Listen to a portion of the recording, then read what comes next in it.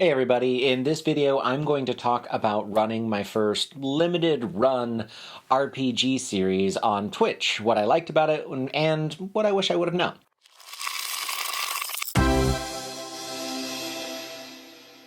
If you've been following what I've been up to and subscribed to our channel, then you'll know that I just ran a 12-session series of games for Spelljammer, and I streamed them live on Twitch.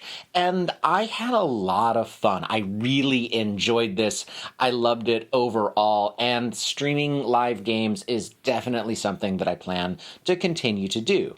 There are a few things that I really enjoyed, and a couple of things that were a challenge, and some things that I wish I would have known going into it. So I just kind of want to talk about that experience and let you know what I thought. If you're new to this channel, my name's Ryan, and here at Roll for Initiative, we make videos every week about ttrpgs. We do some reviews, and just in general, our geeky interests. So if you like what we do, please make sure that you subscribe. I really like Spelljammer. I was exposed to it whenever I was in undergrad in the early 2000s, but I'd never really played a game in it, and I certainly had never run one myself. I love fantasy, and I really like science fiction, and so it's a really cool blend of the two.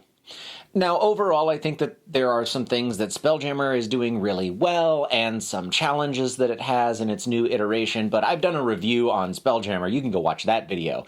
In this one, I want to talk about running Spelljammer as my first campaign that I was streaming. Now, I've been in plenty of streaming games, and I've even run a couple of one-shots and two-shot campaigns, but this is the first time that I had run a longer format, sort of a limited series run of a game, and it was planned out well ahead of time. We had 15 weeks in order to do 12 episodes, and it was a lot of fun. One thing that made it really good for me and made it possible at all is that I ran it on somebody else's channel. Michael over at Dead Aussie Gamer runs so many really cool things. I've been in games of his, and so I approached him and I said, I would really like to run this game, but I wanted to know if I could run it on your channel. And it was something that he was like, well, let's talk about that first. And ultimately he said, you know what, I think that this is a great idea, let's do it. That was nice because it allowed me to really just focus on the story. I didn't have to worry about the logistics of running the game as well. I didn't have to be the one that had Sirenscape open and was running OBS and all of this other stuff that goes into streaming a game. There's a lot there. There's a reason why so many of these other shows have entire staffs, like a production crew that goes into the running of the games, so the GM can GM and the players can just play. So yeah, if you're thinking of streaming a game and you can have a production crew and someone else to run it for you, then I think that that's a great idea, and you can just focus on the story. I was very lucky and fortunate to be able to do that. And I think that everyone sort of benefited because then it let me focus on what I needed to focus on and what I was better at, which is just coming up with the story and then running the game. The format that we went with, I really enjoyed. I knew I had sort of the limitation of a 2-hour episode, and I really liked that. I think I would like a format of 2.5 hours, maybe 3, but certainly no more than that.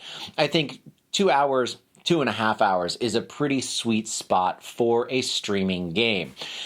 I think that it's easy to plan for, I think that it is easy to watch, and I think that it's something that people can catch up on without having to feel overwhelmed by just how much content there is. And I really like that in 2 hours, it's something that you can tune into or watch the VOD and just have it on and stay engaged the entire time, as opposed to, you know, a 4-hour or a 5-hour game where that's hard to dedicate a lot of time to only doing that one thing.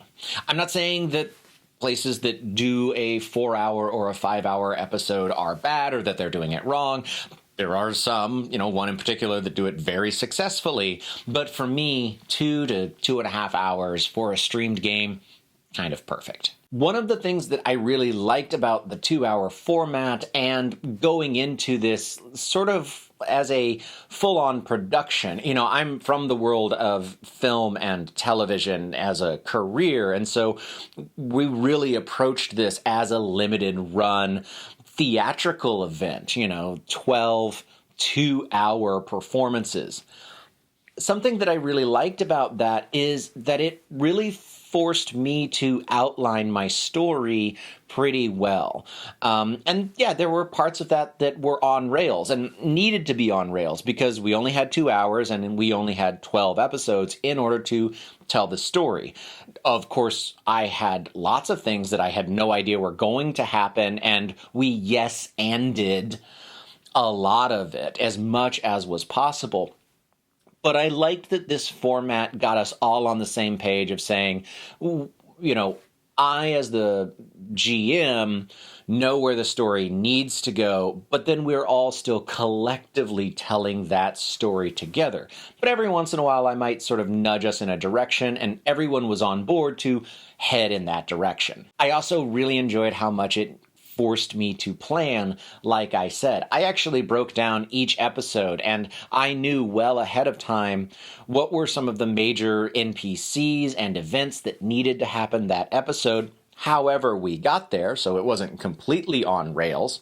Not that rails are a bad thing. As well as I tried to make sure I knew what player I wanted to highlight that episode and really try to give them a moment to shine, both in their own stories and in the eyes of the audience.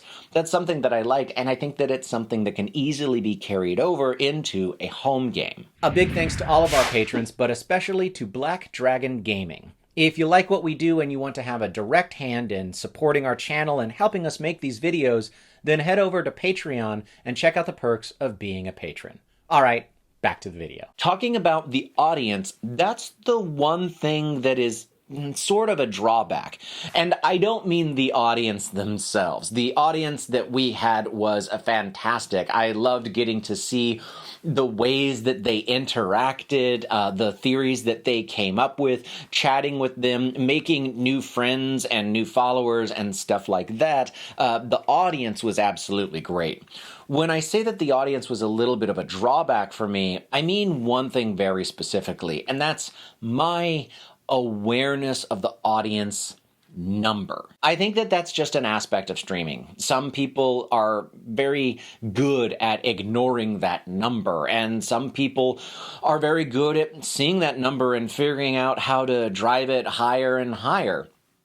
For me, seeing the number of viewers and the number of people that were logged in and in the chat room, it was something that I had a hard time not focusing on after the episode. It wasn't something that really distracted me or made me feel one way or the other during the games. But it was tough because I kept thinking of the number of people that were in chat as an indication of how good of a job I was doing. And I think that that's a really dangerous thing. I really wish I would have been able to think of it as just being in a small theater. Look, I've done lots of theatrical performances in small houses, places that only had 50 or 60 seats total. And we had nights, usually we were around 30 or 40 viewers, which is great. 40 viewers in a 50-seat house, I would be thrilled with that as an actor. There were some nights where we had, 80 some odd viewers, and that's great. We would have been standing room only and sold out shows.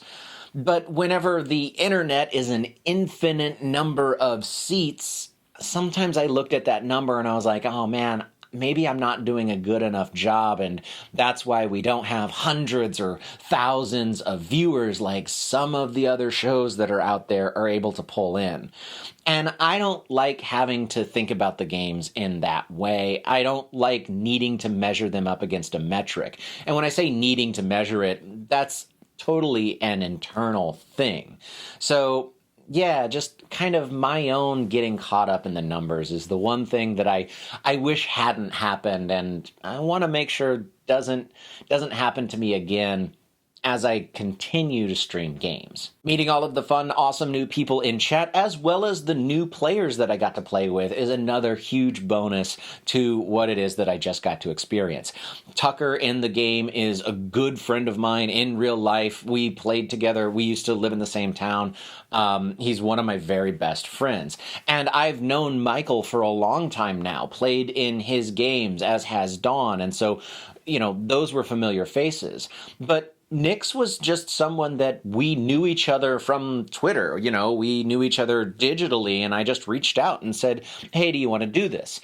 The same thing with Ellen. I knew who Ellen was. I had listened to her podcast, in fact. And so when I found out that she was interested in playing the games, I had this moment of being like, oh gosh, somebody I know, that's so cool. And I think it just really goes to show, shoot your shot. If you're going to stream a game and there's somebody that you really want to play with for whatever those reasons are, then yeah, reach out to them. And maybe they won't have the time to get back to you. Maybe they won't have the time to play. Maybe you'll be able to play in the future, or maybe it'll all work out. I say go for it. And I got to make some awesome new friends along the way, and we got to tell an amazing story together. So that was an absolute blast. Overall, this was so wonderful. I had a wonderful group. I had a wonderful story that I got to play in, and they helped me to tell. Lots of awesome people that were in the chat. I liked that it forced me to be a better storyteller and GM, and I can't wait to continue to tell these new stories in that setting and in that format. The streaming live RPGs, for me, an absolute winner and something I'm going to continue to do. Have you streamed games? Is it something that you do regularly? Is it something that you've always wanted to get into? Do you have tips for people that are new or thinking about doing it for the first time? I'd love to hear those conversations in the comments down below. So until next time, I'm Ryan, and this is Roll for Initiative. Bye.